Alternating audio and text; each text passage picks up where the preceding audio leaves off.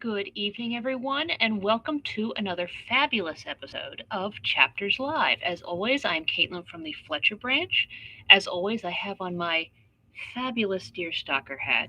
I have my tea here because we are once again diving into the world of our favorite neurodivergent detective, Sherlock Holmes, as we read Arthur Conan Doyle's The Hound of the Baskervilles. Now, last week, not rather 2 weeks ago, unfortunately, we had to cut our reading short because the library building closed for inclement weather. But right now, it is clear outside, so we should be good to go for this evening. No unexpected announcements. We did not get very far into the story. We got far enough to once again reintroduce ourselves to Holmes and Watson and their visitor, Dr. James Mortimer, who is coming with an unusual problem. He is a friend of the very recently deceased Sir Charles Baskerville, who comes from a family with a very cursed and storied past and who has been again recently deceased. Apparently, there's this local legend about the Baskerville family that one of the ancestors, way back in the day, was cursed to have a hound wander the moor, and that since then the Baskerville family has always been cursed. And the most recent victim, Sir Charles, was found outside his home, apparently from a heart attack, which he may have died of fright. And found near his body were footprints, not of a man, not of a woman, but of a gigantic hound. And when we last left off, Holmes was considering whether or not to take on the problem as a detective. And that is where we are picking back up. And we are picking back up with Chapter 4, Sir Henry Baskerville. Our breakfast table was cleared early, and Holmes waited in his dressing gown for the promised interview. Our clients were punctual to their appointment, for the clock had just struck 10 when Dr. Mortimer was shown up, followed by the young baronet. The latter was a small, alert, dark-eyed man about 30 years of age, very sturdily built, with thick black eyebrows and a strong, pugnacious face. He wore a ruddy-tinted tweed suit and had the weather-beaten appearance of one who has spent most of his time in the open air. And yet there was something in his steady eye and the quiet assurance of his bearing which indicated the gentleman. "This is Sir Henry Baskerville," said Dr. Mortimer. "Why, yes," said he. "And the strange thing is, Mr. Sherlock Holmes, is that if my friend here had not proposed coming round to you this morning, I should have come on my own account. I understand that you think out little puzzles, and I've had one this morning which wants more thinking out than I am able to give it. Pray take a seat, Sir Henry. Do I understand you to say that you have had yourself had some remarkable experience since you arrived in London?" "Nothing of much importance, Mr. Holmes, only a joke, as like as not. It was this letter, if you can call it a letter, which reached me this morning." He laid an envelope upon the table, and we all bent over it. It was of common quality, grayish in color. The address, Sir Henry Baskerville, Northumberland Hotel, was printed in rough characters, the postmark Charing Cross, and the date of posting the preceding evening. "Who knew that you were going to the Northumberland Hotel?" asked Holmes, glancing keenly across at our visitor. "No one could have known. We only decided after I met Dr. Mortimer." "But Dr. Mortimer was no doubt already stopping there?" "No, I've been staying with a friend," said the doctor. "There was no possible indication that we intended to go to this hotel." "Hm. Someone seems to be deeply interested in your movements." Out of the envelope he took a half sheet of foolscap paper, folded into four. This he opened and spread flat across upon the table. Across the middle of it a single sentence had been formed by the expedient of pasting printed words upon it. It ran, "As you value your life or your reason, keep away from the moor." The word "moor" only was printed in ink. "Now," said Sir Henry Baskerville, "perhaps you will tell me, Mr. Holmes, what in thunder is the meaning of that, and who is it that takes so much interest in my affairs?" "What do you make of it, Dr. Mortimer? You must allow that there is nothing supernatural about this, at any rate." "No, sir, but it might very well come from somebody who is convinced that the business was supernatural." "What business?" asked Sir Henry sharply. "It seems to me that all you gentlemen know a great deal more than I do about my own affairs." "You shall share our knowledge before you leave this room, Sir Henry, I promise you that," said Sherlock Holmes. "We will confine ourselves for the present, with your permission, to this very interesting document, which must have been put together and posted yesterday evening. Have you yesterday's Times, Watson?" "It is here in the corner." "Might I trouble you for it? The inside page, please, with the leading articles." He glanced swiftly over it, running his eyes up and down the columns. Capital article, this on free trade. Permit me to give you an extract from it. You may be cajoled into imagining that your own special trade or your own industry will be encouraged by a protective tariff, but it stands to reason that such legislation must in the long run keep away wealth from the country, diminish the value of our imports, and lower the general conditions of life in this island. What do you think of that, Watson? Cried Holmes in high glee, rubbing his hands together with satisfaction. Don't you think that is an admirable sentiment? Dr. Mortimer looked at Holmes with an air of professional interest, and Sir Henry Baskerville turned a pair of dark, puzzled eyes upon me. I don't know much about the tariff and things of that kind, said he, but it seems to me that we've got a bit off the trail so far as that note is concerned. On the contrary, I think we are particularly hot upon the trail, Sir Henry. Watson here knows more about my methods than you do, but I fear that even he has not quite grasped the significance of this sentence. No, I confess that I see no connection. And yet, my dear Watson, there is so very close a connection that the one is extracted out of the other. You, your, life, reason, value, keep away from the. Don't you see now whence these words have been taken? By thunder, you're right. Well, if that isn't smart, cried Sir Henry. If any possible doubt remained, it is settled by the fact that keep away and from the are cut out at one piece. Well, now, so it is. Really, Mr. Holmes, this exceeds anything which I could have imagined, said Dr. Mortimer, gazing at my friend in amazement. I could understand anyone saying that the words were from a newspaper, but that you should name which, and add that it came from the leading article, is really one of the most remarkable things which I have ever known. How did you do it? I presume, Doctor, that you could tell the skull of a Negro from that of an Esquimau. Most certainly. But how? Because that is my special hobby. The differences are obvious. The supraorbital crest, the facial angle, the maxillary curve, But this is my special hobby, and the differences are equally obvious. There's as much difference to my eyes between the leaden bourgeois type of a Times article and the slovenly print of an evening halfpenny paper as it could be between your Negro and your Esquimau. The detection of types is one of the most elementary branches of knowledge to the special expert in crime, though I confess that once when I was very young I confused the Leeds Mercury with the West Morning News. But a Times leader is entirely distinctive, and these words could have been taken from nothing else. As it was done yesterday, the strong possibility was that we should find the words in yesterday's issue. So far as I can follow you, then, Mr. Holmes, said Sir Henry Baskerville, someone cut out this message with a scissors. Nail scissors, said Holmes. You can see that it was a very short-bladed scissor, since the cutter had to take 2 snips over keep away. Well, that's so. Someone then cut out the message with a pair of short-bladed scissors, pasted it with gum, said Holmes, with gum on the paper. But I want to know why the word more should have been written. Because he could not find it in print.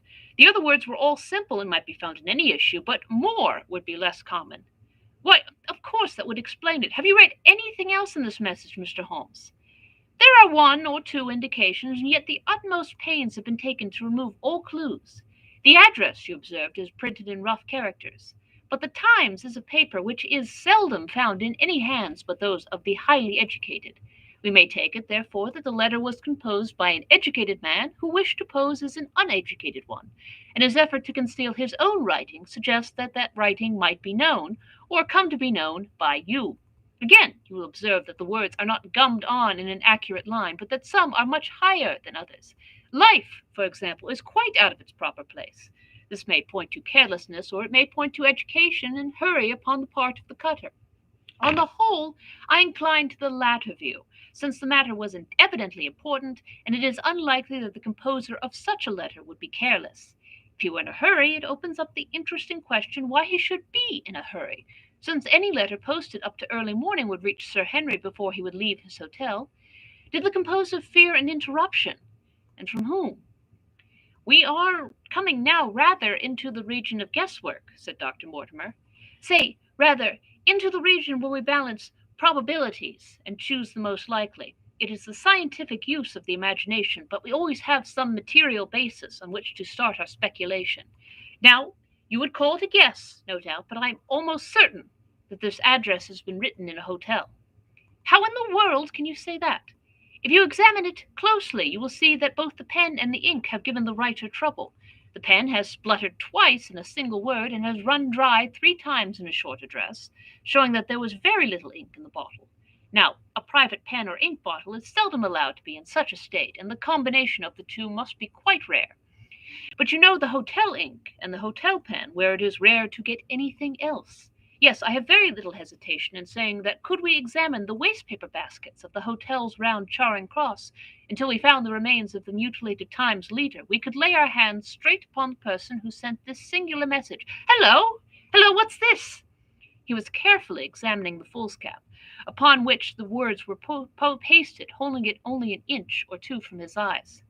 Well? Nothing, said he, throwing it down. It is a blank half sheet of paper without even a watermark upon it. I think we have drawn as much as we can from this curious letter. And now, Sir Henry, has anything else of interest happened to you since you have been in London? Why, no, Mr. Holmes, I think not. You've not observed anyone follow or watch you. I seem to have walked right into the thick of a dime novel, said our visitor. Why in thunder should anyone follow or watch me? We are coming to that. You've nothing else to report to us before we go into this matter. Well, it depends upon what you think worth reporting. I think anything out of the ordinary routine of life well worth reporting. Sir Henry smiled. I don't know much of British life yet, for I've spent nearly all my time in the States and in Canada. But I hope that to lose one of your boots is not part of the ordinary routine of life over here. You have lost one of your boots. My dear sir, cried Dr. Mortimer, it is only mislaid. You will find it when you return to the hotel. What is the use of troubling Mr. Holmes with trifles of this kind? Well, he asked me for anything outside the ordinary routine. Exactly, said Holmes. However foolish the incident may seem, you've lost one of your boots, you say. Well, mislaid it anyhow. I put them both outside my door last night, and there was only one in the morning. I can get no sense out of the chap who cleans them. The worst of it is that I only bought the pair last night in the Strands, and I never had them on. If you've never worn them, why did you put them out to be cleaned? They were tan boots and had never been varnished. That was why I put them out. Then I understand that on your arrival in London yesterday, you went out at once and bought a pair of boots? I did a great deal of shopping. Dr. Mortimer here went round with me. You see, if I had to be squire down there, I must dress the part, and it may be that I have got a little careless in my ways out west. Among other things, I bought these brown boots, gave $6 for them, and had one stolen before ever I had them on my feet. It seems a singularly useless thing to steal, said Sherlock Holmes. I confess that I share Dr. Mortimer's belief that it will not be long before the missing boot is found. And now, gentlemen, said the baronet with decision, it seems to me that I have spoken quite enough about the little that I know. It is time that you kept your promise and gave me a full account of what we are all driving at. Your request is a very reasonable one, Holmes answered. Dr. Mortimer, I think you cannot do better than to tell your story as you told it to us. Thus encouraged, our scientific friend drew his papers from his pocket and presented the whole case as he had done upon the morning before. Sir Henry Baskerville listened with the deepest attention, with an occasional exclamation of surprise. Well, I seem to have come into an inheritance with a vengeance, said he when the long narrative was finished. Of course, I heard of the Hound ever since I was in the nursery. It's the pet story of the family, though I never thought of taking it seriously before. But as to my uncle's death, well, it all seems boiling up in my head, and I can't get it clear yet. You don't seem quite to have made up your mind whether it's a case for a policeman or a clergyman. Precisely. And now there's this affair of the letter to me at the hotel. I suppose that fits into its place. It seems to show that someone knows more about what we do, about what goes on upon the moor, said Dr. Mortimer. And also, said Holmes, that someone is not ill-disposed toward you, since they warn you of danger. Or it may be that they wish, for their own purposes, to scare me away. Well, of course, that is possible also. I am very much indebted to you, Dr. Mortimer, for introducing me to a problem which presents several interesting alternatives. But the practical point which we now have to decide, Sir Henry, is whether it is or is not advisable for you to go to Baskerville Hall. Why should I not go? There seems to be danger. Do you mean danger from this family fiend, or do you mean danger from human beings? Well, that is what we have to find out. Whichever it is, my answer is fixed. There's no devil in hell, Mr. Holmes, and there's no man upon earth who can prevent me from going to the home of my own people, and you may take that to be my final answer. His dark brows knitted, and his face flushed to a dusky red as he spoke. It was evident that the fiery temper of the Baskervilles was not extinct in this their last representative. "Meanwhile," said he, "I have hardly had time to think over all that you have told me. It's a big thing for a man to have to understand and decide at one sitting. I should like to have a quiet hour by myself to make up my mind. Now look here, Mr. Holmes, it's half past 11 now, and I'm going back right away to my hotel. Suppose you and your friend Dr. Watson come round and lunch with us at 2. I'll be able to tell you more clearly then how this thing strikes me. Is that convenient to you, Watson?" "Perfectly. Then you may expect us. Shall I have a cab called?" "I'd prefer to walk, for this affair has flurried me rather." "I'll join you in a walk with pleasure," said his companion. "Then we meet again at 2 o'clock. Au revoir and good morning." We heard the steps of our visitors descend the stair and the bang on the front door. In an instant Holmes had changed from the languid dreamer to the man of action. "Your hat and boots, Watson, quick, not a moment to lose." He rushed into his room in his dressing gown and was back again in a few seconds in a frock coat. We hurried together down the stairs and into the street. Dr. Mortimer and Baskerville were still visible about 200 yards ahead of us in the direction of Oxford Street. "Shall I run on and stop them?" "Not for the world, my dear Watson. I'm perfectly satisfied with your company if you will tolerate mine. Our friends are wise, for it is certainly a very fine morning for a walk."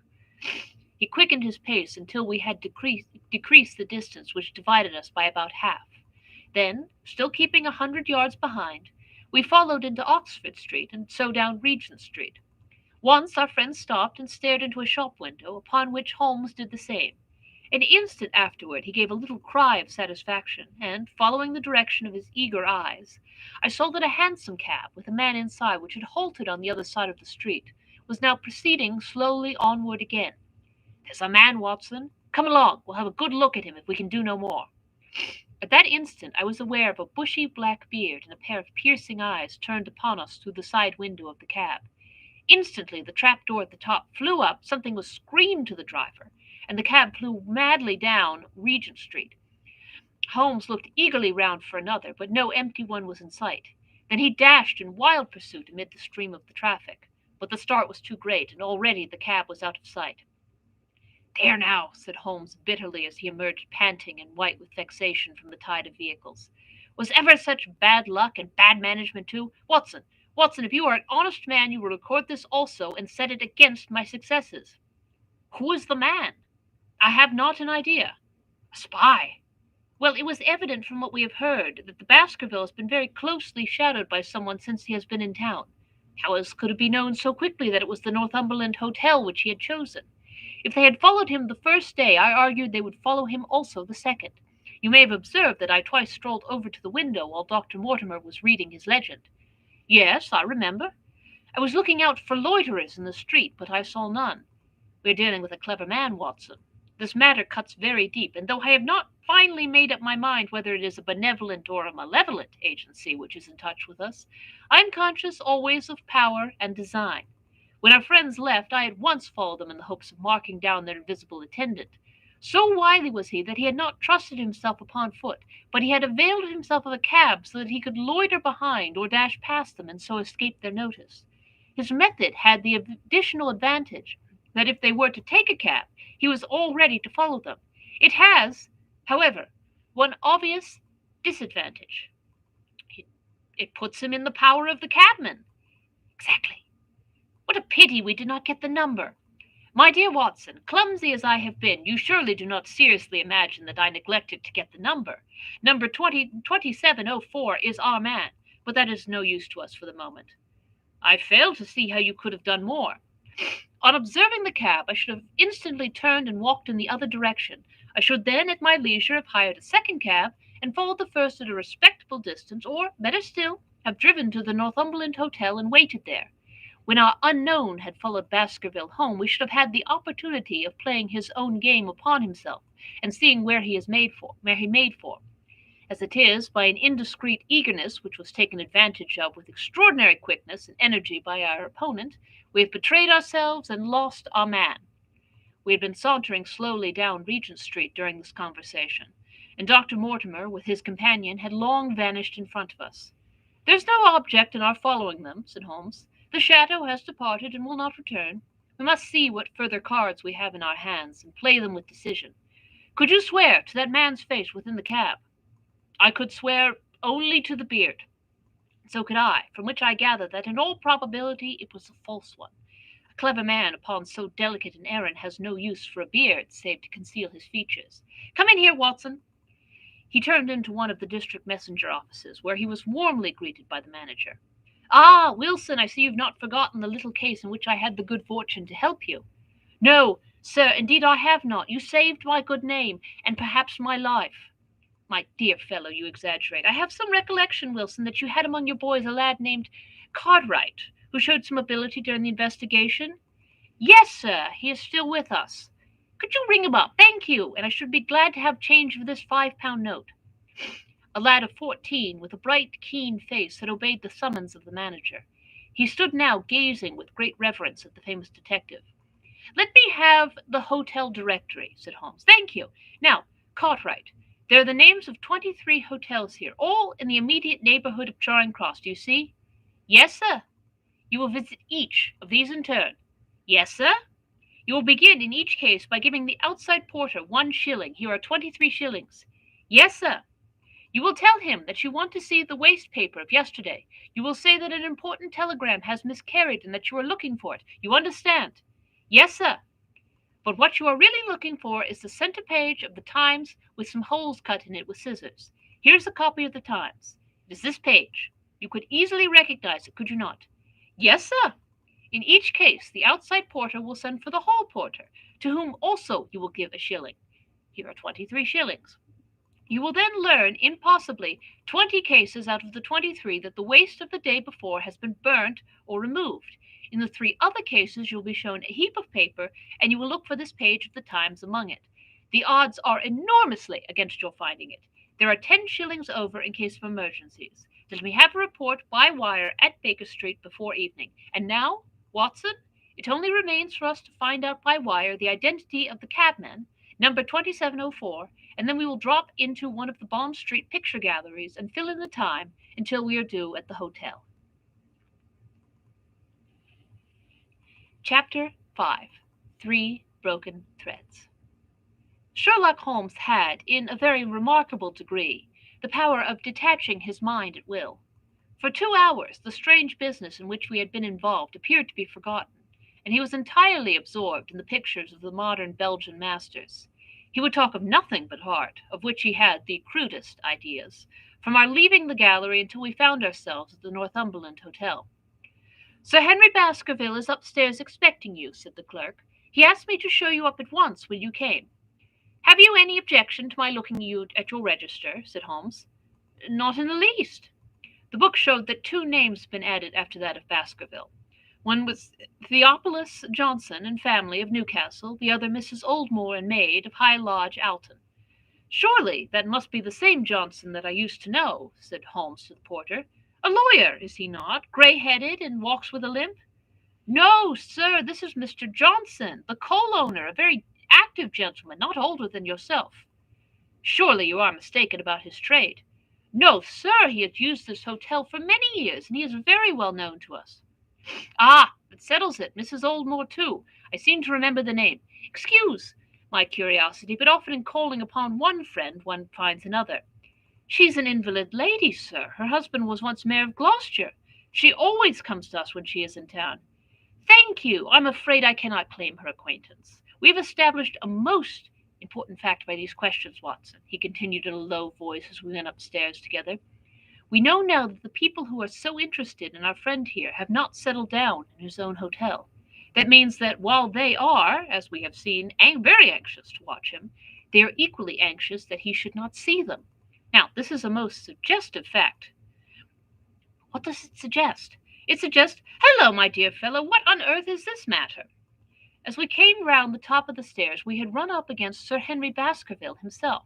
His face was flushed with anger, and he held an old and dusty boot in one of his hands. So furious was he that he was hardly articulate, and when he did speak, it was in a much broader and more Western dialect than any which we had heard from him in the morning. It seems they are playing me for a sucker in this hotel, he cried.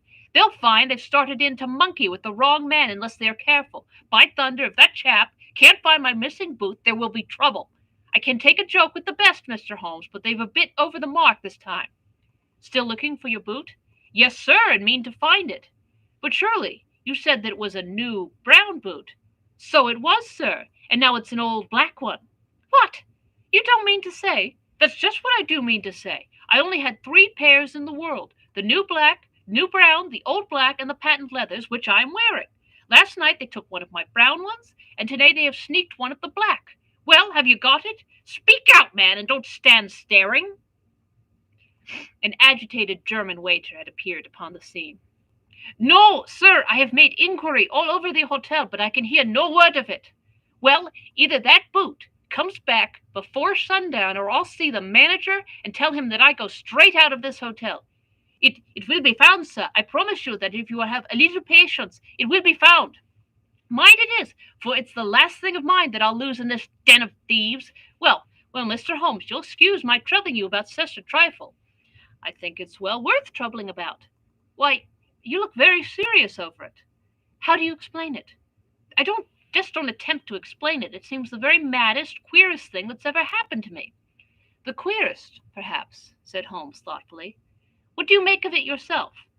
Well, I don't profess to understand it yet. This case of yours is very complex, Sir Henry.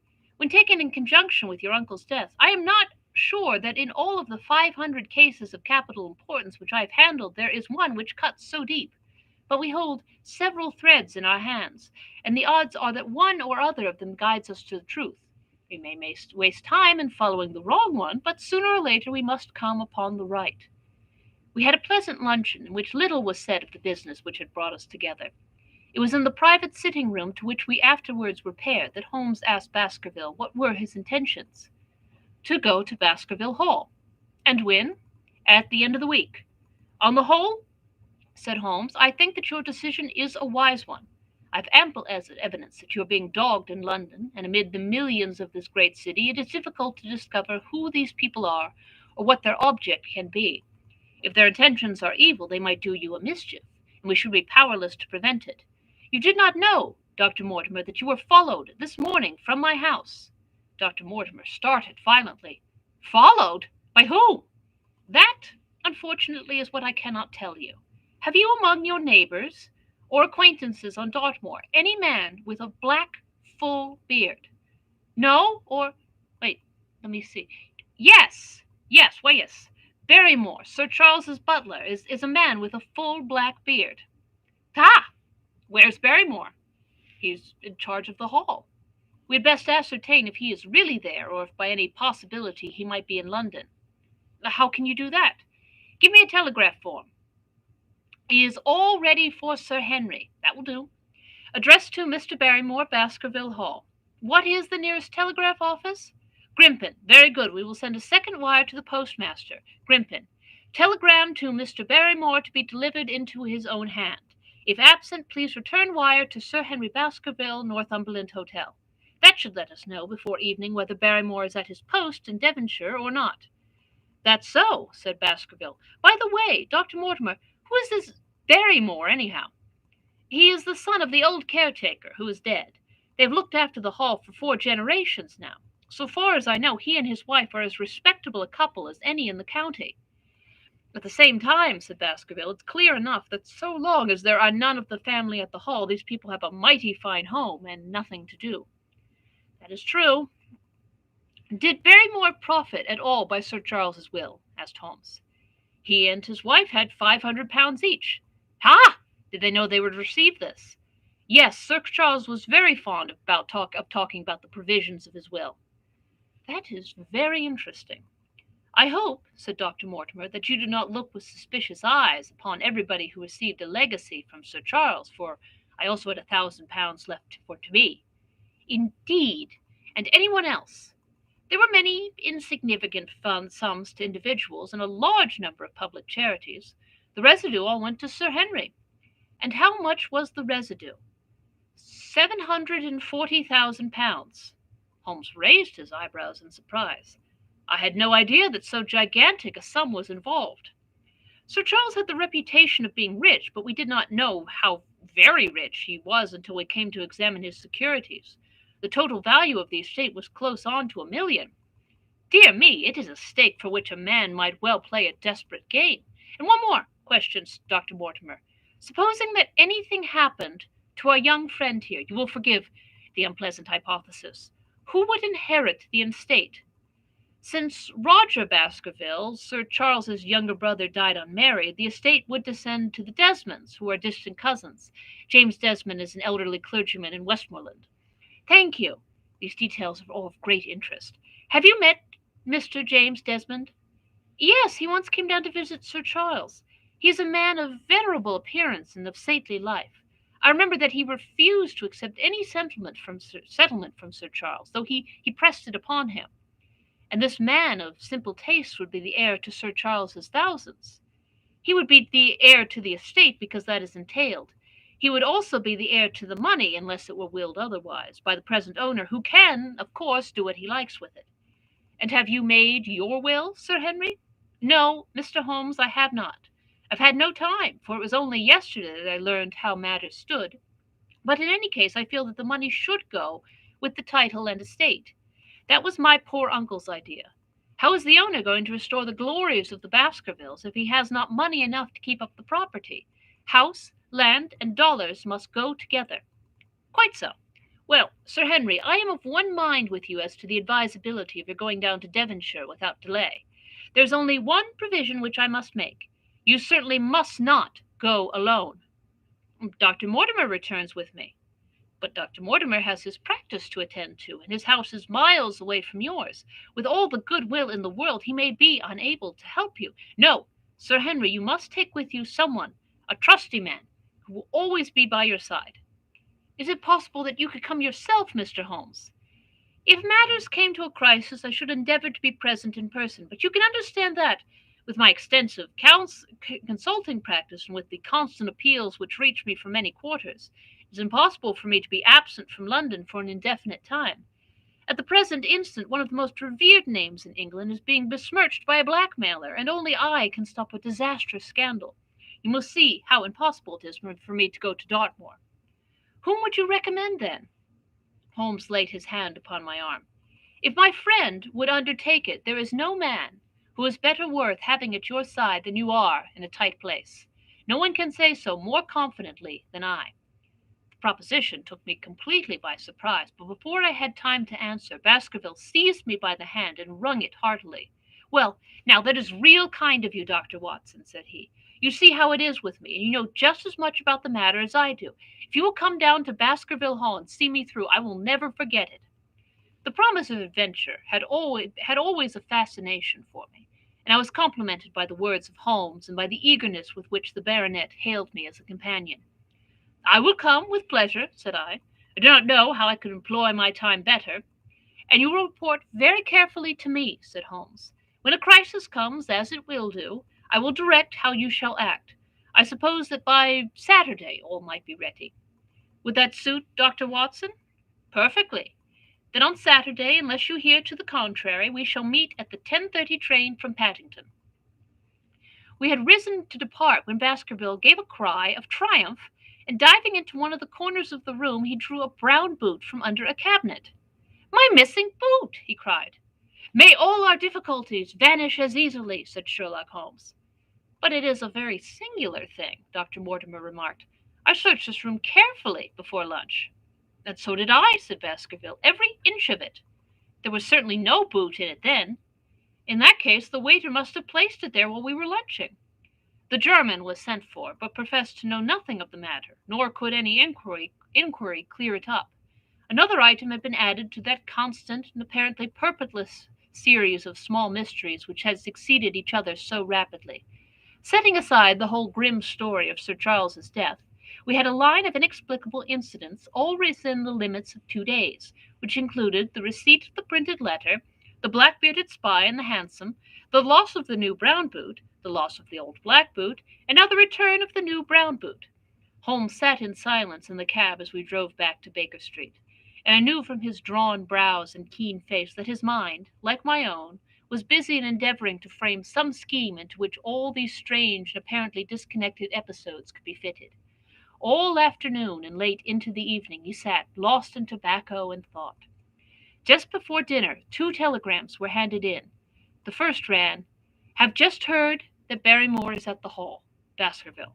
The second, visited 23 hotels as directed, but sorry to report unable to trace cut sheet of times. Cartwright. There go two of my threads, Watson. There's nothing more stimulating than a case where everything goes against you. We must cast round for another scent. We still have the cabman who drove the spy. Exactly. I've wired to get his name and address from the official registry. I should not be surprised if this were an answer to my question. The ring at the bell proved to be something even more satisfactory than an answer, however, for the door opened and a rough looking fellow entered who was evidently the man himself. I got a message from the head office that a gent at this address had been inquiring for number 2704, said he. I've driven my cab this 7 years and never a word of complaint. I came here straight from the yard to ask you to your face what you had against me. I have nothing in the world against you, my good man, said Holmes. On the contrary, I have half a sovereign for you if you will give me a clear answer to my question. Well, I've had a good day and no mistake, said the cabman with a grin. What was it you wanted to ask, sir? First of all, your name and address, in case I want you again. John Clayton, 3 Turpey Street, the Borough. My cab is out of Shipley's Yard near Waterloo Station. Sherlock Holmes made a note of it. Now, Clayton, tell me all about the fare who came and watched this house at 10 o'clock this morning and afterwards followed the 2 gentlemen down Regent Street. The man looked surprised and a little embarrassed. Why, there's no good my telling you things, for you seem to know as much as I do already, he said. The truth is that the gentleman told me he was a detective, and that I was to say nothing about him to anyone. My good fellow, this is a very serious business, and you may find yourself in a pretty bad position if you try to hide anything from me. You say your fare told you that he was a detective. Yes, he did. When did he say this? When he left me. Did he say anything more? He mentioned his name. Holmes cast a swift glance of triumph at me. Oh, he mentioned his name, did he? That was imprudent. What was the name that he mentioned? His name, said the cabman, was Mr. Sherlock Holmes. Never have I seen my friend more completely taken aback than by the cabman's reply. For an instant he sat in silent amazement. Then he burst into a hearty laugh. A touch, Watson, an undeniable touch, said he. I feel foil as quick and supple as my own. He got home upon me very prettily that time. So his name was Sherlock Holmes, was it? Yes, sir, that was the gentleman's name. Excellent. Tell me where you picked him up, and all that occurred. He hailed me at 9:30 in Trafalgar Square. He said that he was a detective, and he offered me 2 guineas if I would do exactly what he wanted all day and ask no questions. I was glad enough to agree. First we drove down to the Northumberland Hotel and waited there until 2 gentlemen came out and took a cab from the rank. We followed their cab until it pulled up somewhere near here.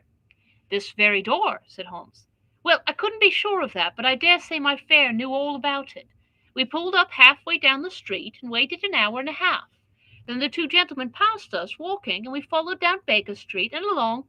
I know, said Holmes, until we got 3/4 down Regent Street. Then my gentleman threw up the trap, and he cried that I should drive right away to Waterloo Station as hard as I could go. Well, I whipped up the mare, and we were there under the 10 minutes. Then he paid up his 2 guineas like a good one, and away he went into the station. Only just as he was leaving, he turned round, and he said, It might interest you to know that you have been driving Mr. Sherlock Holmes. That's how I come to know the name. I see. And you saw no more of him? Not after he went to the station. And how would you describe Mr. Sherlock Holmes? The cabman scratched his head. Well, he wasn't altogether such an easy gentleman to describe. I put him at 40 years of age, and he was of a middle height, 2 or 3 inches shorter than you, sir. He was dressed like a toff, and he had a black beard, cut square at the end, and a pale face. I don't know as I could say more than that. Color of his eyes? No, I can't say that. Nothing more that you can remember? No, sir, nothing. Well, then, here is your half-sovereign. There's another one waiting for you if you can bring any more information. Good night. Good night, sir, and thank you. John Clayton departed chuckling, and Holmes turned to me with a shrug of his shoulders and a rueful smile. Snap goes our third thread, and we end where we began, said he. The cunning rascal! He knew our number. Knew that Sir Henry Baskerville had consulted me, spotted who I was in Regent Street, conjectured that I had got the number of the cab and would lay my hands on the driver, and so sent back this audacious message. I tell you, Watson, this time we have got a foeman who is worthy of our steel. I've been checkmated in London. I can only wish you better luck in Devonshire, but I'm not easy in my mind about it. About what? About sending you. It's an ugly business, Watson, an ugly, dangerous business, and the more I see of it, the less I like it. Yes, my dear fellow, you may laugh, but I give you my word that I shall be very glad to have you back, safe and sound in Baker Street, once more. And now the narrator will take a tea break. In the meantime, why don't you all discuss your favorite portrayals of Sherlock Holmes? I'm going to go with Benedict Cumberbatch on the BBC Sherlock series. Probably also Johnny Lee Miller on the CBS show Elementary. Discuss.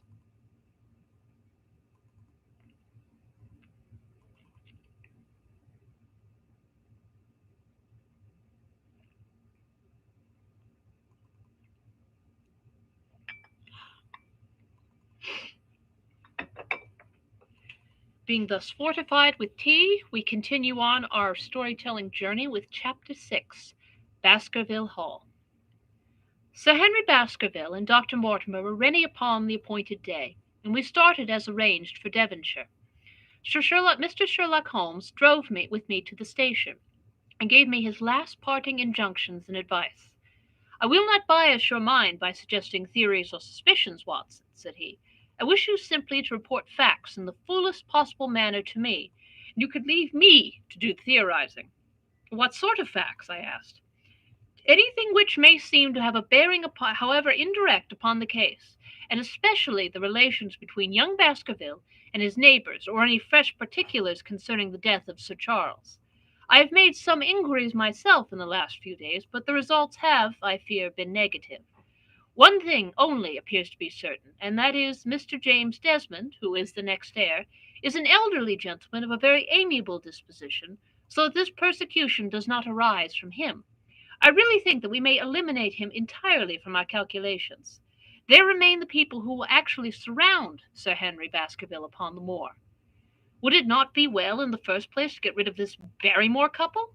By no means. You could not make a greater mistake. If they are innocent, it would be a cruel injustice, and if they are guilty, we should be giving up all chance of bringing it home to them. No, no, we will preserve them upon our list of suspects. Then there is a groom at the Hall, if I remember right. There are two moorland farmers. There is our friend, Dr. Mortimer, whom I believe to be entirely honest, and there is his wife, of whom we know nothing. There is this naturalist, Stapleton, and there is his sister, who is said to be a young lady of attractions. There is Mr. Franklin of Laughter Hall, who is also an unknown factor, and there are one or two other neighbors. These are the folk who must be your very special study. I will do my best. You have arms, I suppose. Yes, I thought it as well to take them. Most certainly. Keep a revolver near you night and day, and never relax your precautions. Our friends had already secured a first-class carriage, and were waiting for us upon the platform. "No, we have no news of any kind," said Dr. Mortimer, in answer to my friend's questions. "I can swear to one thing, and that is that we have not been shadowed during the last 2 days. We have never gone out without keeping a sharp watch, and no one could have escaped our notice. You have always kept together, I presume." "Except yesterday afternoon. I usually give up one day to pure amusement when I come to town, so I spent it at the museum of the College of Surgeons." "And I went to look at the folk in the park," said Baskerville. "But we had no trouble of any kind." "It was imprudent, all the same," said Holmes, shaking his head and looking very grave. "I beg, Sir Henry, that you will not go about alone. Some great misfortune will befall you if you do. Did you get your other boat?" "No, sir, it is gone forever." "Indeed. That's very interesting. Well, good-bye," he added, as the train began to glide down the platform. "Bear in mind, Sir Henry, one of the phrases in that queer old legend which Dr. Mortimer has read to us, and avoid the moor in those hours of darkness when the powers of evil are exalted." I looked back at the platform when we had left it far behind, and saw the tall, austere figure of Holmes standing motionless and gazing after us. The journey was a swift and pleasant one, and I spent it in making the more intimate acquaintance of my two companions, and in playing with Dr. Mortimer's spaniel. In a very few hours the brown earth had become ruddy, The brick had changed to granite, and red cows grazed in well-hedged fields where the lush grasses and more luxuriant vegetation spoke of a richer, if a damper, climate. Young Baskerville stared eagerly out the window and cried aloud with delight as he recognized the familiar features of the Devon scenery. "I've been over a good deal part of the world since I left it, Dr. Watson," said he, "but I've never seen a place to compare with it." "I never saw a Devonshire man who did not swear by his country," I remarked. "It depends upon the breed of man quite as much as on the county," said Dr. Mortimer. "A glance at our friend here reveals the rounded head of the Celt, which carries inside it the Celtic enthusiasm and power of attachment. Poor Sir Charles' head was of a very rare type, half Gaelic, half Hibernian in its characteristics. But you were very young when you last saw Baskerville Hall, were you not?" "I was a boy in my teens at the time of my father's death, and had never seen the Hall, for he lived in a little cottage on the south coast. Thence I went straight to a friend in America. I tell you it is all as new to me as it is to Dr. Watson, and I am as keen as possible to see the moor." "Are you? Then your wish is easily granted, for there is your first sight of the moor," said Dr. Mortimer, pointing out of the carriage window.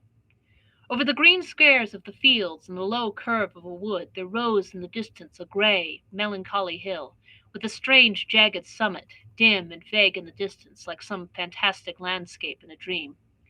Baskerville sat for a long time, his eyes fixed upon it, and I read upon his eager face how much it meant to him, this first sight of that strange spot where the men of his blood had held sway so long and left their marks so deep.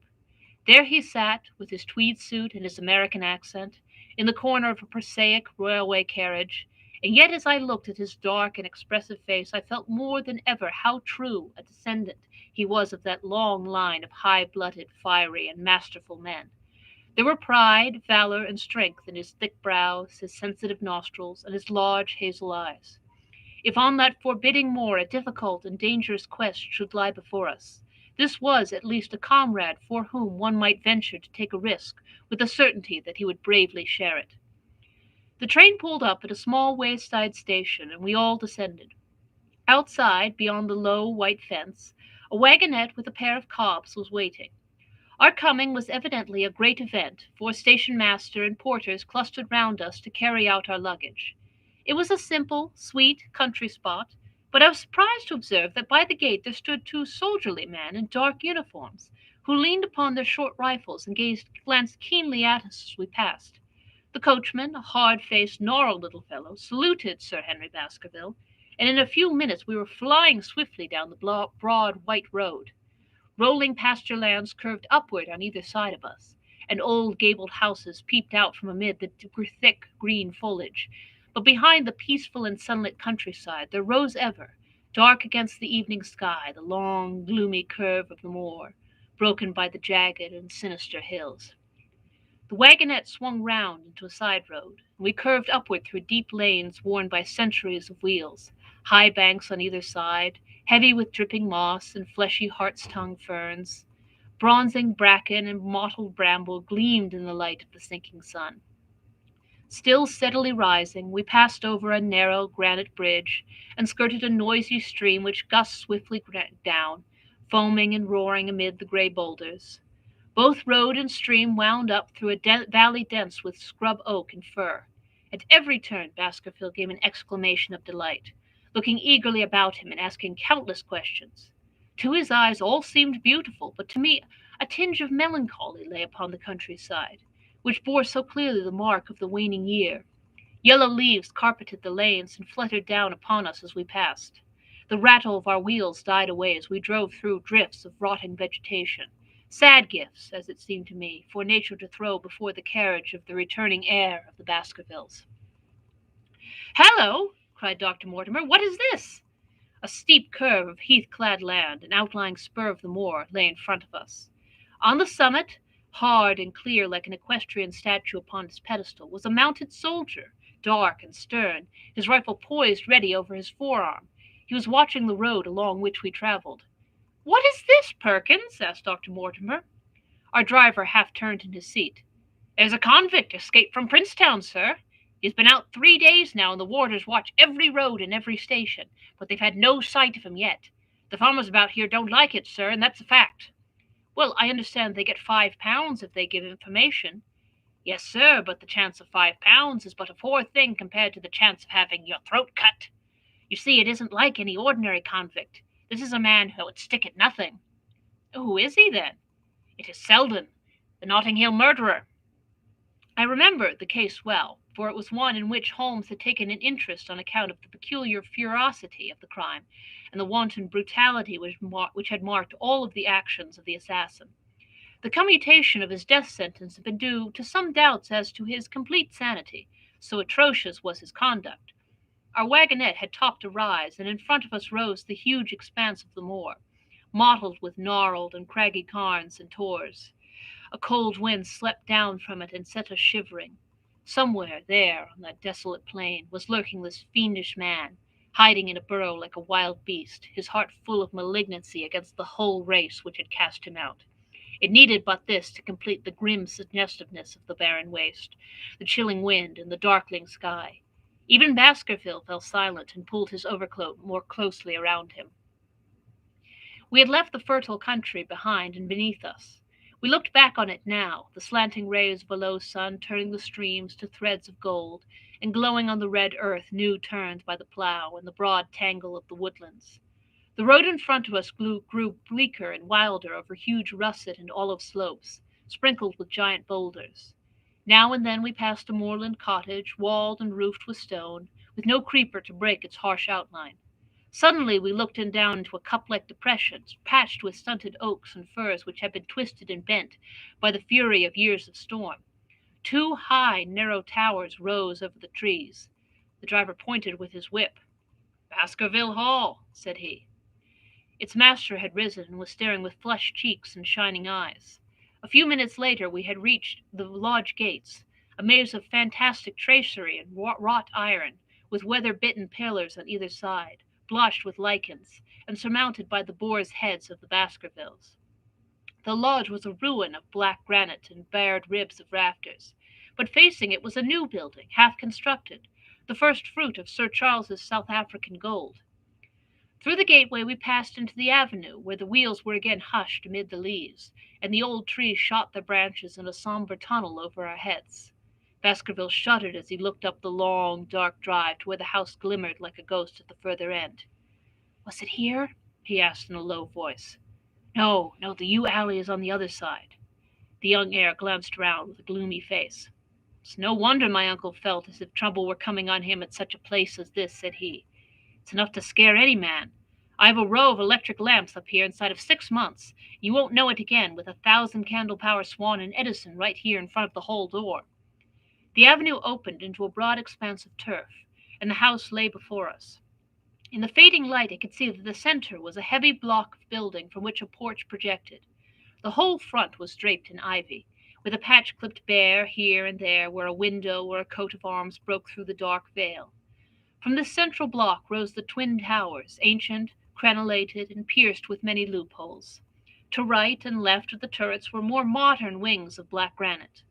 A dull light shone through heavy mullions windows, and from the high chimneys which rose from the steep, high-angled roof there sprang a single black column of smoke. "Welcome, Sir Henry! Welcome to Baskerville Hall!"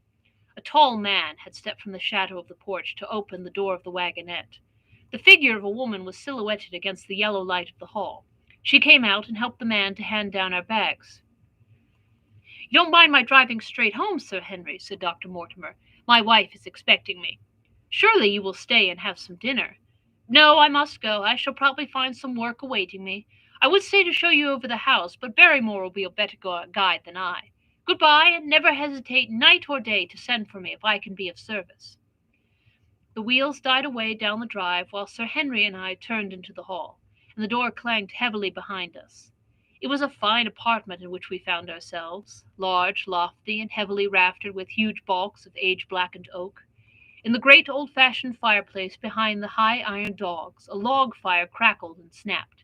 Sir Henry and I held out our hands to it, for we were numb from our long drive. Then we gazed round us at the high, thin window of old stained glass, the oak paneling, the stags' heads, the coat of arms upon the walls, all dim and sombre in the subdued light of the central lamp. "It's just as I imagined it," said Sir Henry. Is it not the very picture of an old family home? To think that this should be the same hall in which for 500 years my people have lived. It strikes me solemn to think of it. I saw his dark face light up with a boyish enthusiasm as he gazed about him. The light beat upon him where he stood, but long shadows trailed down the walls and hung like a black canopy above him. Barrymore had returned from taking our luggage to our rooms. He stood in front of us now with the subdued manner of a well-trained servant. He was a remarkable-looking man, tall, handsome, with a square black beard and pale, distinguished features. "Would you wish dinner to be served at once, sir?" "Is it ready?" "In a very few minutes, sir. You will find hot water in your rooms. My wife and I will be happy, Sir Henry, to stay with you until you have made your fresh arrangements. But you will understand that under the new conditions this house will require a considerable staff." "What new conditions?" "I only meant, sir, that Sir Charles led a very retired life, and we were able to look after his wants. You would naturally wish to have more company, and so you will need changes in your household." "Do you mean that your wife and you wish to leave?" "Only when it is quite convenient to you, sir." "But your family have been with us for several generations, have they not? I should be sorry to begin my life here by breaking an old family connection." I seemed to discern some signs of emotion upon the butler's white face. "I feel that also, sir, and so does my wife, but to tell the truth, sir, we are both very much attached to Sir Charles, and his death gave us a shock and made these surroundings very painful to us. I fear that we shall never again be easy in our minds at Baskerville Hall." "But what do you intend to do?" "I have no doubt, sir, that we shall succeed in establishing ourselves in some business. Sir Charles's generosity has given us the means to do so. And now, sir, perhaps I best show you to your rooms." A square, balustraded gallery ran round the top of the old hall, approached by a double stair. From this central point two long corridors extended the whole length of the building, from which all the bedrooms opened. My own was in the same wing as Baskerville's, and almost next door to it. These rooms appeared to be much more modern than the central part of the house, and the bright paper and numerous candles did something to remove the sombre impression which our arrival had left upon my mind. But the dining room, which opened out of the hall, was a place of shadow and gloom. It was a long chamber with a step separating the dais from where the family sat from the lower portion reserved for their dependents. At one end a minstrel's gallery overlooked it. Black beams shot across above our heads, with a smoke-darkened ceiling beyond them. With rows of flaring torches to light it up, and the color and rude hilarity of an old-time banquet, it might have been softened. But now, when two black-clothed gentlemen sat in the little circle of light thrown by a shaded lamp, one's voice became hushed and one's spirit subdued. A dim line of ancestors, in every variety of dress, from the Elizabethan knight to the buck of the Regency, stared down upon us and daunted us by their silent company. We talked little, and I, for one, was glad when the meal was over and we were able to retire into the modern billiard room and smoke a cigarette. "My word, it isn't a very cheerful place," said Sir Henry. "I suppose one can tone down to it, but I feel a bit out of the picture at present. I don't wonder that my uncle got a little jumpy if he lived all alone in such a house as this. However, if it suits you, we will retire early tonight, and perhaps things may seem more cheerful in the morning." I drew aside my curtains before I went to bed, and looked out from my window. It opened upon the grassy space which lay in front of the hall door. Beyond, two copses of trees moaned and swung in a rising wind. A half-moon broke through the rifts of racing clouds. In its cold light I saw beyond the trees a broken fringe of rocks, and the long, low curve of the melancholy moor. I closed the curtain, feeling that my last impression was in keeping with the rest. And yet it was not quite the last. I found myself weary and yet wakeful, tossing restlessly from side to side, seeking for the sleep which would not come. Far away a chiming clock struck out the quarters of the hour, but otherwise a deathly silence lay upon the old house. And then suddenly, in the very dead of the night, there came a sound to my ears, clear, resonant, and unmistakable. It was the sob of a woman, the muffled, strangling gasp of one who is torn by an uncontrollable sorrow. I sat up in bed and listened intently. The noise could not have been far away, and was certainly in the house. For half an hour I waited with every nerve on the alert, but there came no other sound save the chiming clock and the rustle of the ivy on the wall.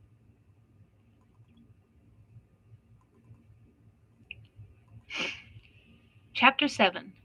The Stapletons of Merripit House. The fresh beauty of the following morning did something to efface from our minds the grim and grey impression which had been left upon both of us by our first experience at Baskerville Hall. As Sir Henry and I sat at breakfast, the sunlight flooded in through the high mullioned windows, throwing watery patches of colour from the coats of arms which covered them. The dark panelling glowed like bronze in the golden rays, and it was hard to realize that this was indeed the chamber which had struck such a gloom into our souls upon the evening before. "I guess it is ourselves and not the house that we have to blame," said the baronet. "We were tired with our journey and chilled by our drive, so we took a grey view of the place. Now we are fresh and well, so it is all cheerful once more." "And yet it was not entirely a question of imagination," I answered. "Did you, for example, happen to hear someone, a woman, I think, sobbing in the night?" "That is curious, for I did, when I was half asleep, fancy that I heard something of the sort. I waited for quite a time, but there was no more of it, so I concluded that it was all a dream. I heard it distinctly, and I am sure that it was really the sob of a woman. We must ask about this right away." He rang for the bell and asked Barrymore whether he could account for our experience. It seemed to me that the pallid features of the butler turned a shade paler still as he listened to his master's question. "There are only two women in the house, Sir Henry," he answered. "One is the scullery maid who sleeps in the other wing. The other is my wife, and I can answer for it that the sound could not have come from her."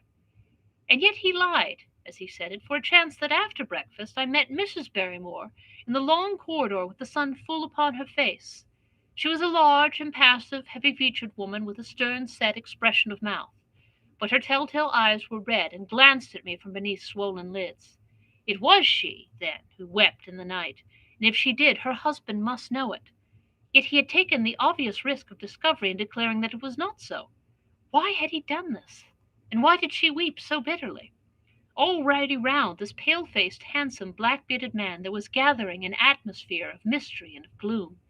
It was he who had been the first to discover the body of Sir Charles, and we had only his word that all the circumstances which led up to the old man's death.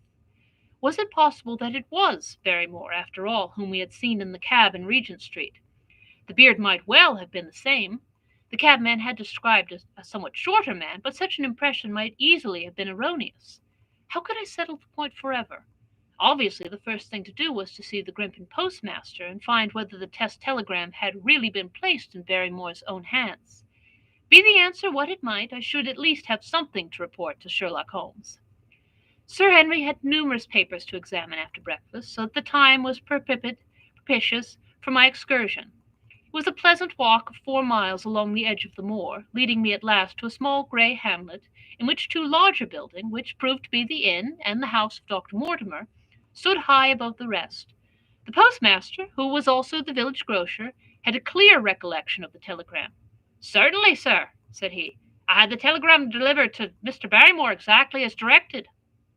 "Who delivered it?" "My boy here, James. You delivered that telegram to Mr. Barrymore at the Hall last week, did you not?"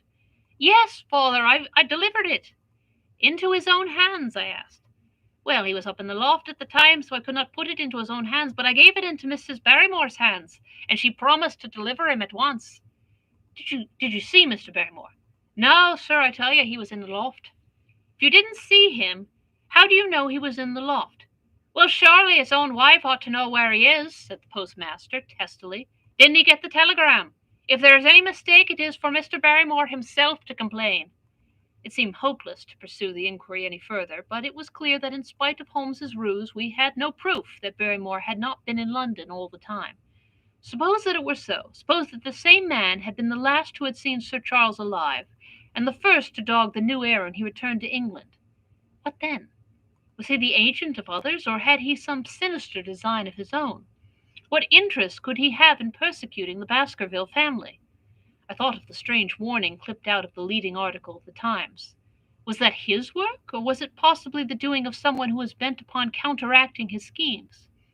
The only conceivable motive was that which had been suggested by Sir Henry, that if the family could be scared away, a comfortable and permanent home would be secured for the Barrymores. But surely such an explanation as that would be quite inadequate to account for the deep and subtle scheming which seemed to be weaving an invisible net round the young baronet. Holmes himself had said that no more complex case had come to him in all the long series of his sensational investigations. I prayed, as I walked back along the grey, lonely road, that my friend might soon be freed from his preoccupations and be able to come down to take this heavy burden of responsibility from my shoulders. Suddenly my thoughts were interrupted by the sound of running feet behind me, and by a voice which called me by name. I turned, expecting to see Dr. Mortimer, but to my surprise it was a stranger who was pursuing me. He was a small, slim, clean-shaven, prim-faced man, flaxen-haired and lean-jawed, between 30 and 40 years of age, dressed in a grey suit and wearing a straw hat. A tin box for botanical specimens hung over his shoulder, and he carried a green butterfly net in one of his hands.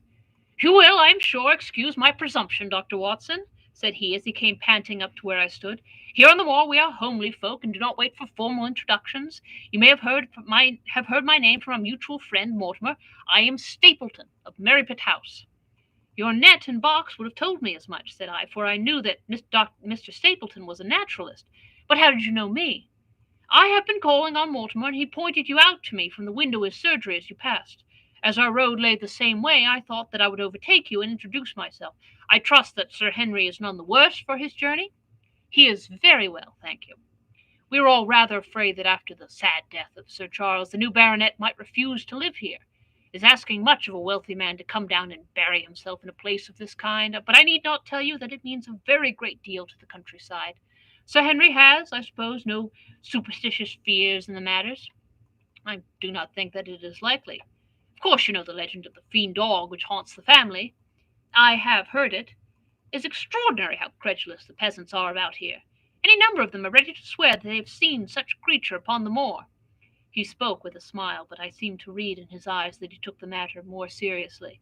"The story took a great hold upon the imagination of Sir Charles, and I've no doubt that it led to his tragic end." But how?" "His nerves were so worked up that the appearance of any dog might have had a fatal effect upon his diseased heart.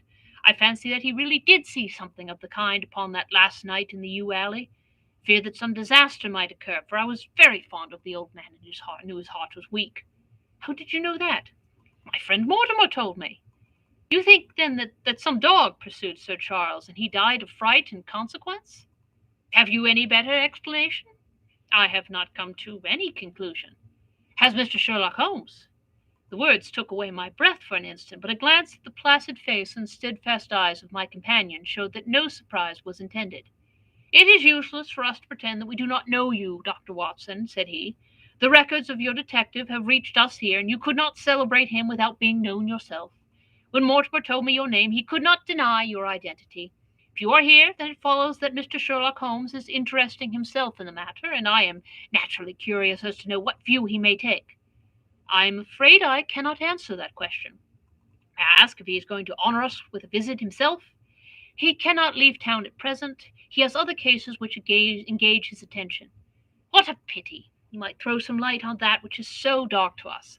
But as to your own researches, if there is any possible way in which I can be of service to you, I trust that you will command me. If I had any indication of the nature of your suspicions, or how you propose to investigate the case, I might perhaps even now give you some aid or advice. I assure you that I am simply here upon a visit to my friend, Sir Henry, and that I need no help of any kind."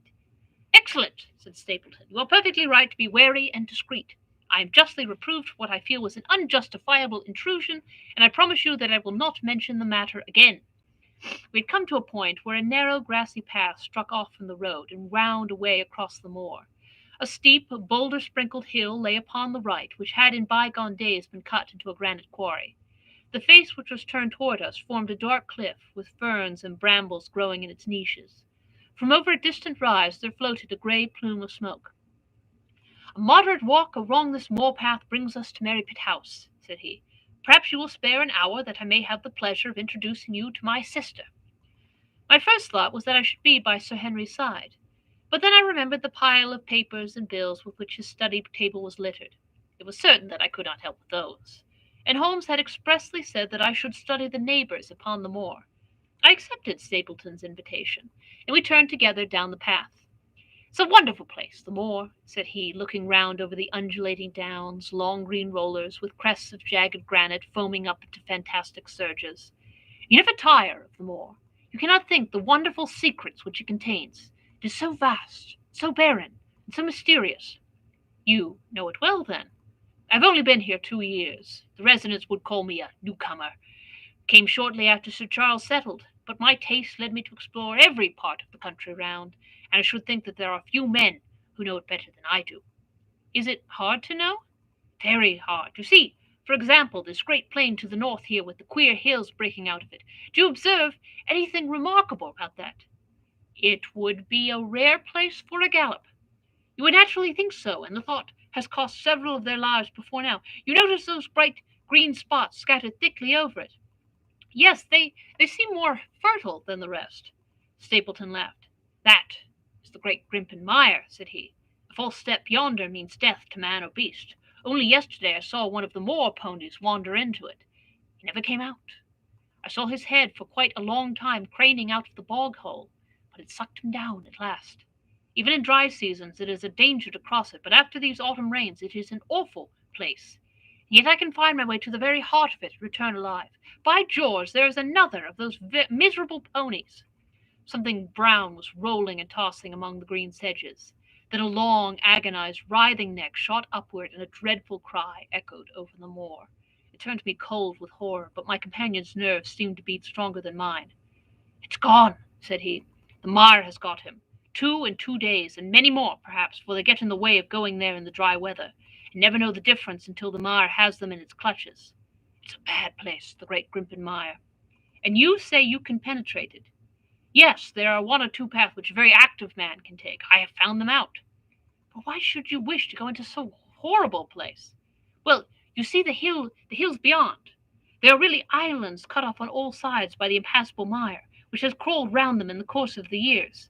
That is where the rare plants and the butterflies are, if you have the wit to reach them. I shall try my luck some day. He looked at me with a surprised face.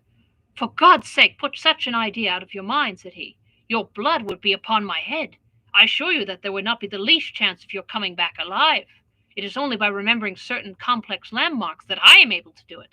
Hello, I cried. What is that? A long, low moan, indescribably sad, swept over the moor. It filled the whole air, and yet it was impossible to say whence it came. From a dull murmur it swelled into a deep roar, and then sank back into a melancholy, throbbing murmur once again. Stapleton looked at me with a curious expression in his face. Queer place, the moor, said he. But what is it? The peasants say it is the hound of the Baskervilles calling for its prey. I've heard it once or twice before, but never quite so loud. I looked round, with a chill of fear in my heart, at the huge swelling plain mottled with the green patches of rushes. Nothing stirred over the vast expanse save a pair of ravens, which croaked loudly from a tor behind us. You are an educated man. You don't believe such nonsense as that, said I. What do you think is the cause of so strange a sound? Bogs make queer noises sometimes. It's the mud settling, or the water rising, or something. No, that was a living voice. Well, perhaps it was. Did you ever hear a bittern booming? No, I never did. It's a very rare bird, practically extinct in England now, but all things are possible upon the moor. Yes, I should not be surprised to learn that what we have heard is the cry of the last of the bitterns.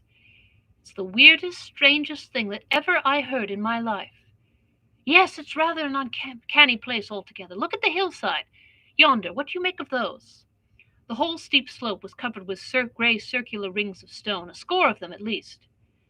What are they, sheep pens? No, they are the homes of our worthy ancestors. Prehistoric man lived thickly on the moor, and as no one in particular has lived there since, we find all his little arrangements exactly as he left them. There are his wigwams with the roofs off. You can even see his hearth and his couch if you have the curiosity to go inside. But it is quite a town. When was it inhabited? Neolithic man. No date. What did he do? He grazed his cattle on these slopes, and he learned to dig for tin when the bronze sword began to supersede the stone axe. Look at the great trench on the opposite hill. That is his mark. Yes, you will find some very singular points about the moor, Dr. Watson. Oh, excuse me for an instance. It is surely Cyclopedes. A small fly or moth had fluttered across our path, and in an instant Stapleton was rushing with extraordinary energy and speed in pursuit of it. To my dismay, the creature flew straight for the great mire, and my acquaintance never paused for an instant, bounding from tuft to tuft behind it, his green net waving in the air. His grey clothes and jerky, zigzag, irregular progress made him not unlike some huge moth himself. I was standing watching his pursuit with a mixture of admiration for his extraordinary activity and fear lest he should lose his footing in the treacherous mire, when I heard the sound of steps, and turning round, found a woman near me upon the path. She had come from the direction in which the plume of smoke indicated the position of Merripit House, but the dip of the moor had hid her until she was quite close. I could not doubt that this was the Miss Stapleton of whom I had been told, since ladies of any sort must be few upon the moor, and I remembered that I had heard some one describe her as being a beauty. The woman who approached me was certainly that, and of a most uncommon type. There could not have been a greater contrast between brother and sister, for Stapleton was neutral tinted, with light hair and grey eyes, while she was darker than any brunette whom I have seen in England, slim, elegant, and tall. She had a proud, finely cut face, so regular that it might have seemed impassive, if it were not for the sensitive mouth and the beautiful, dark, eager eyes. With her perfect figure and elegant dress, she was, indeed, a strange apparition upon a lonely moorland path. Her eyes were on her brother as I turned, and then she quickened her pace toward me. I had raised my hat and was about to make some explanatory remark when her own words turned all my thoughts into a new channel. "Go back," she said. "Go straight back to London, instantly." I could only stare at her in stupid surprise. Her eyes blazed at me, and she tapped the ground impatiently with her foot. "Why should I go back?" I asked. "I cannot explain." She spoke in a low, eager voice, with a curious lisp in her utterance. "But for God's sake, do what I ask you. Go back, and never set foot upon the moor again." "But I've only just come." "Man," she cried, "can you not tell when a warning is for your own good? Go back to London. Start tonight. Get away from this place at all costs. Hush, my brother's coming. Not a word of what I have said. Would you mind getting that orchid for me among the mare's tails yonder? We are very rich in orchids on the moor, though, of course, you are rather late to see the beauties of the place." Stapleton had abandoned the chase and came back to us breathing hard and flushed with his exertions. "Hello, Beryl," said he, and it seemed to me that the tone of his greeting was not altogether a cordial one. "Well, Jack, you are very hot." "Yes, I was chasing a cyclopedes. It's very rare and seldom found in the late autumn. What a pity that I should have missed him." He spoke unconcernedly, but his small, light eyes glanced incessantly from the girl to me. "You have introduced yourselves, I can see." "Yes, I was telling Sir Henry that it was rather late for him to see the true beauties of the moor." "Why, who do you think this is?" "I imagine that it must be Sir Henry Baskerville." "No, no," said I, "only a humble commoner, but his friend. My name is Dr. Watson." A flush of vexation passed over her expressive face. "We have been talking at cross purposes," said she. "Why, you have not had very much time for talk," her brother remarked with the same questioning eyes. "I talked as if Dr. Watson were a resident instead of being merely a visitor," said she. "It cannot matter much to him whether it is early or late for the orchids. But you will come on, will you not, and see Merripit House?"